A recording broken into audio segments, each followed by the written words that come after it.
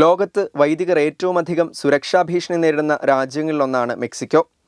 മെക്സിക്കോയിൽ കഴിഞ്ഞ 34 വർഷത്തിനിടയിൽ 80 കത്തോലിക്ക വൈദികർ കൊല്ലപ്പെട്ടതായി റിപ്പോർട്ട്.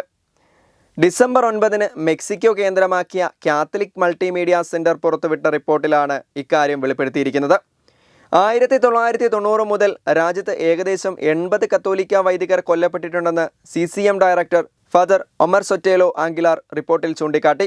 ഫെലിപ്പ് കാൽഡറോണിന്റെ ഭരണകാലത്ത് 2006 മുതൽ 2012 വരെയുള്ള വർഷങ്ങളിൽ 17 കത്തോലിക്ക വൈദികരാണ് കൊല്ലപ്പെട്ടത്. എൻറിക് പെനാനീറ്റോയുടെ ഭരണകാലത്ത് 2012-2018 കാലയളവിൽ ഈ കണക്ക് 19 ഉയർന്നു.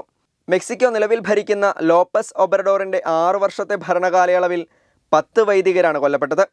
14 വൈദികരും മെത്രാന്മാരും ആക്രമിക്കപ്പെട്ടു. പ്രതിവാരം ശരാശരി 26 പള്ളികൾ ആക്രമിക്കപ്പെടുന്നുണ്ടെന്നും റിപ്പോർട്ടിൽ പറയുന്നു.